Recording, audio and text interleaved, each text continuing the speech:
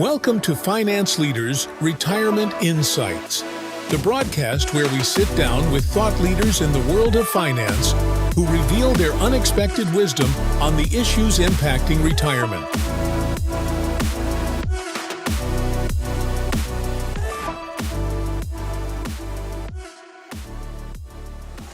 Hello and welcome to another episode of Finance Leaders.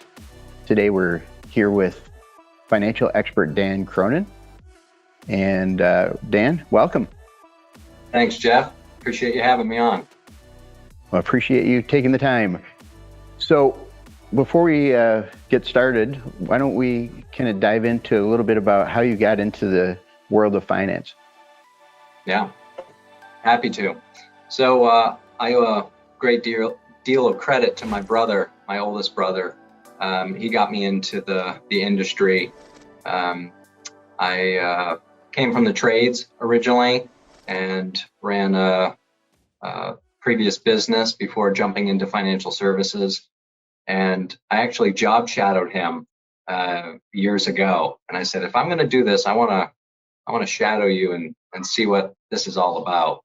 And what I was doing before was, now looking back on it, it's very similar to what I do day to day. And it's really about serving people and being very detail oriented about kind of the how and why we do things for our clients. So it was a shoe-in for me to jump industries, and I'm so glad I did. Well, great to have a mentor like an older brother to show you the way, right? Yeah, absolutely. So just talking a little bit about how the financial industry is very competitive, and a lot of folks probably in your backyard that people perceive as maybe doing the same thing as you. Let's talk a little bit about how what you do is a little different from other professionals that might be in the industry just down the road. Yeah, absolutely. Happy to. So like you said, competitive space. The way that I've structured my firm is unique in that we haven't lost any clients yet. So we might be competing with other people, but so far no one's competing with us because we haven't lost anyone. So proud to say that. And we do a lot of legwork in the beginning of every relationship with new clients. So we focus heavily on financial planning, and we believe that's a huge catalyst to creating a successful and long-term vibrant retirement plan. There's lots of little nuances that everyone has in their life, and variables and obstacles and blind spots, and we take in all of that into consideration when creating our customized plans and onboarding process. So when we do our workshops, I always tell the group that colleagues to your left, right, in front, and behind you, everyone has their own unique story and path of where they're going and where they're from. And we're going to provide the same great service for everyone, but most everyone's going to have a very unique output and individual plan that's specifically made for them and their family. Yeah, and I think that's definitely a big differentiator from some of the big firms that maybe people have seen out there. A lot of those plans tend to be kind of throw some numbers in a software package and you get this cookie cutter output, not exactly customized. That's right. And the other thing too is we hear a lot of when clients come over to us from big wirehouses and firms, they were treated like a number instead of on a first name basis, or knowing their family and the intricate details of their work and life. We pride ourselves on taking really great notes, and that's so far been a big differentiator when you're looking back through the history and the relationship that you've built together and just everything that you remember. It makes a big difference on the questions that you ask. I'm a firm believer that the quality of the questions determines the quality of the relationship. Well, it's a lot more fun to be a real three-dimensional person when you're working with a financial expert than to be a number, right? Absolutely, 100%. So when you've helped a client in the past, can you maybe think of a challenging situation? Maybe there's a lot of them that you've navigated successfully for them. Yeah, absolutely. So specifically, the things that we navigate seemingly almost on a daily basis now for clients is tax mitigation and reduction strategies, right? Usually choosing a portfolio for our clients is fairly simple.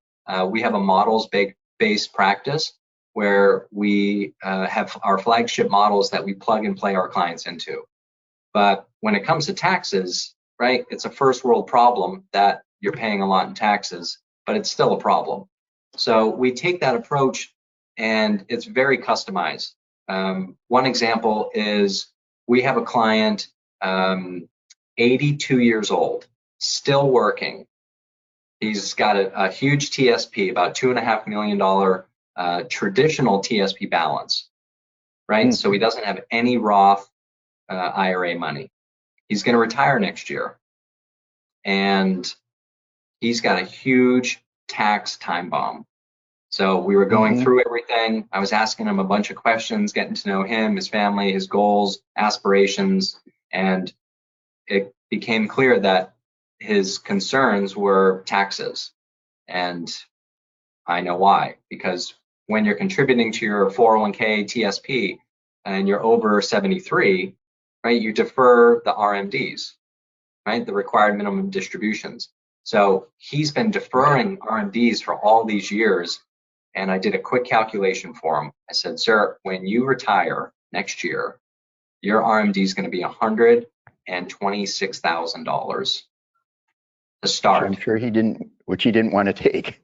He did not want to take, but unfortunately that's all right. RMDs are out of our hand unless you are proactive and you're getting help and you create a plan to mitigate your RMDs before you turn 73.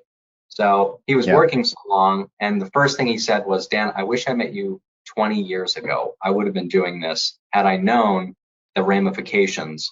And he was a great saver. He put it all into, growth, and we're helping him. This is a current story and scenario. We're helping him to mitigate future RMDs from this, and helping him restructure his whole portfolio and untax his wealth.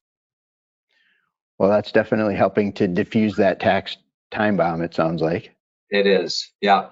He's a little late to the game, but we help people where they're at and where they're wanting to go. So yeah, so I think that's a great thing for listeners today and viewers. It's not hopeless no matter what your age, obviously, even if in this case he's 81 and got a big tax deferral problem, compounding. That's right. He's got a compounding tax problem and doing really well for Uncle Sam up to this point, it sounds like. Yeah, but Uncle Sam's getting fat on the RMDs on him. Yeah. So correcting that is still possible, though. Absolutely. And that's what's good to know, I think, for anybody watching. Yep. So I know one of the things that maybe people come to you with is probably vague idea about what you can do for them, and how do you help, and maybe even their own personal goals. How do you help them get clarity and understand where they're at and how they're going to be able to get where they want to go? Yeah, great question. So it really comes down to asking good questions and insightful and thoughtful questions, and really digging deep into the pre-planning process, right? We develop a snapshot of where all of our prospective clients and clients are in their life right now without any judgment, and we just look at the facts, right? Whether they've been great savers or terrible savers or not saving at all. We have the full spectrum of clientele where they're making 5 figures a month and even higher, and some people are making 500 a month, or they're negative 500 or 1,000 a month, and we just need to create a new plan. So we really develop a detailed snapshot of what the current scenario is, right? That snapshot that I mentioned. And then from there, we can solve for future goals, aspirations, obstacles that are coming down the road, like inheritances or big loans due, or mortgage payments, or even wanting to buy a home or selling a home, right? We get a lot of clients with multiple properties, and they sell a property and then they have a huge infusion of cash that they're now taxed and needing to navigate the best strategy to implement that cash into.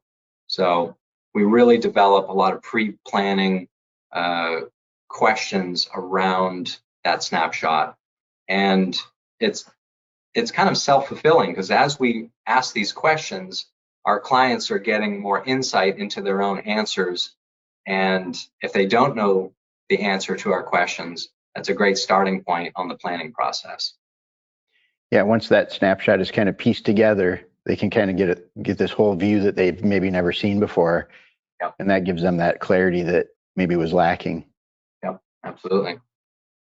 Well, I know this kind of leads me to a question I was thinking about before I asked you that, which is, I know it can be stressful for somebody coming in, and you mentioned that, you're approaching this from a very non-judgmental standpoint, because I know people feel intimidated, maybe sometimes coming in to see an advisor thinking, gosh, I've screwed up so many things. I haven't done a lot of stuff right.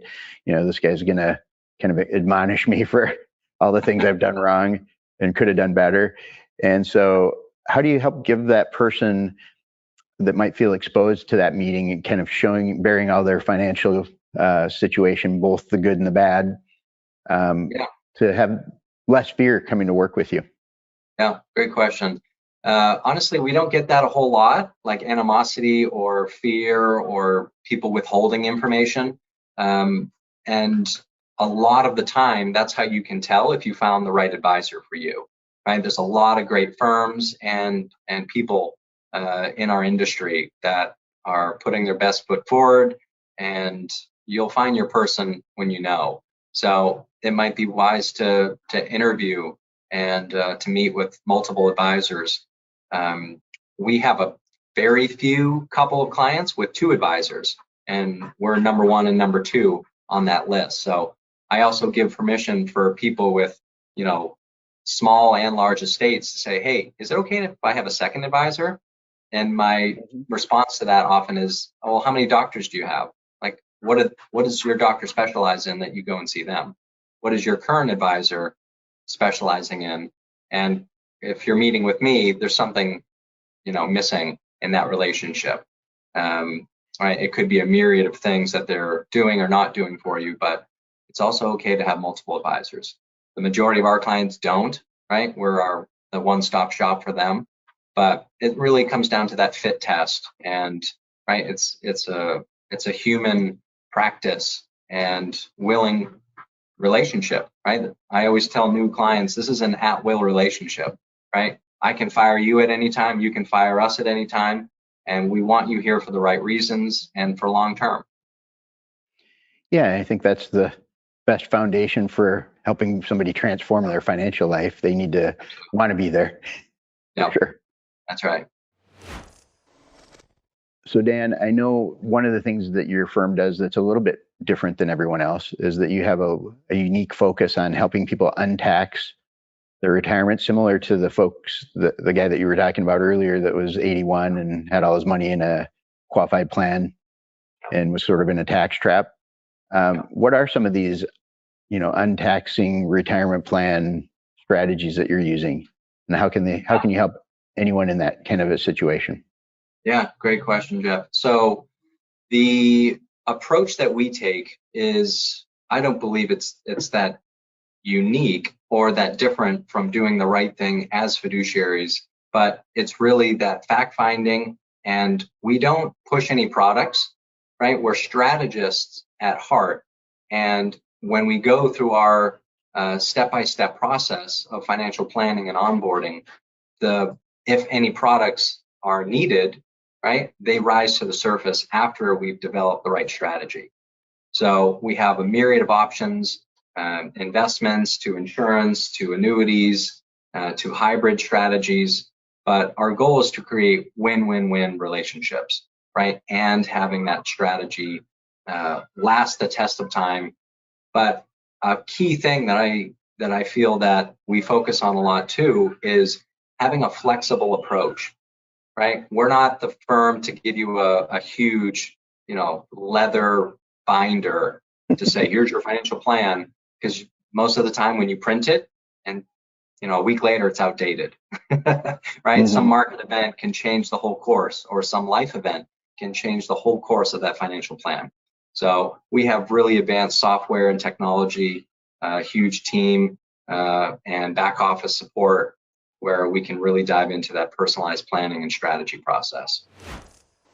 Can you maybe share another case study of where your advice led to significant financial growth for somebody, or maybe more stability? Absolutely. So I'll use a story that I've been telling frequently. So a client right down the street from me, she is going to retire in a couple of years, and she wants to have $120,000 of retirement income, no matter what, right? That's her baseline. She goes, Dan, I spend a lot of money. I love to travel. I like the finer things. I like to go to Vegas and contribute to, the house pockets.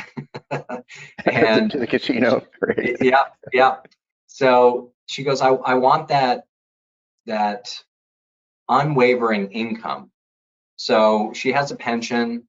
She'll eventually turn on her Social Security income, but she wanted to have a baseline gross and net income of $120,000.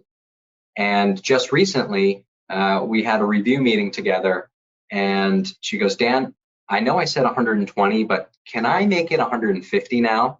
So we tweaked, we dove into the planning process. We popped the hood on the portfolio and how well it's doing, and we looked at the whole picture.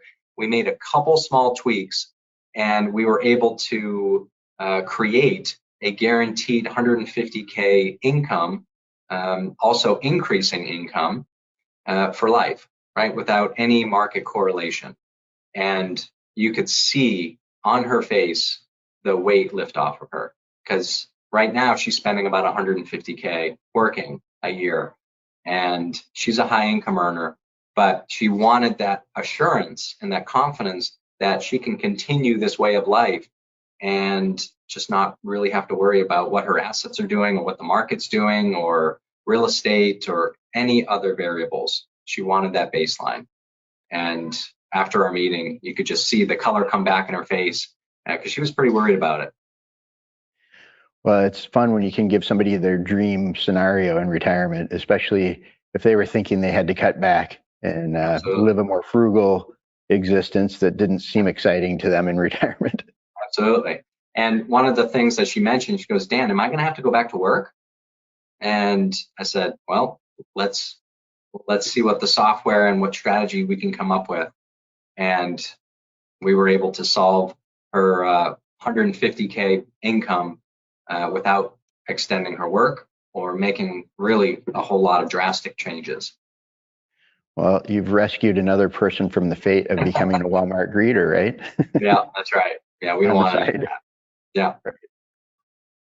Okay, well, as we get close to the end of our time here today, what advice would you offer someone who's considering seeking that financial advice from a professional for the very first time? Yeah, great question. So I think echoing my earlier statement of, interview a couple advisors, and, some people are dead set on local advisors. We have clients all over the country, and they love the personal service and personalized service that we offer, even through Zoom and Teams and virtual platforms. So be open-minded about new strategies that maybe you haven't thought of, or strategies or products or services that you have an idea about but you don't fully understand, because a lot of products and services change and evolve over the years. So definitely keep an open mind, and you'll find the right advisor if you're honest about yourself and you get a good feel. I always tell my clients, just go with your gut, and very little regrets will come of that. Well, and even if you already have an existing relationship with another financial professional, sometimes it's really worthwhile to get that second opinion because everybody's practice is unique. Everyone's focus is unique, their knowledge in the industry, and of course, some of the unique strategies that you deploy with your clients obviously might be unknown to other advisors in the business that might have more of a cookie cutter approach. Yeah, absolutely. And I think asking some really good questions to the advisor in the firm that you're interviewing, like, are they captive, right? Are they beholden to one company or product? And usually you'll know this pretty soon in the relationship. If they just come guns blazing with a product, mutual fund or other, right? And they're just like pushing it, you kind of know where their heart is and their motivation is, right? Right. Definitely ask for the fiduciary and credentials, right? We have a clean record, and we always want to keep it that way. We have a raving 5-star Google review, right? So there's a lot of research that you can do on a firm, and plus that gut check when you're talking with them, and right, understanding if they're coming at you with products or specific strategies that are going to kind of pigeonhole you to one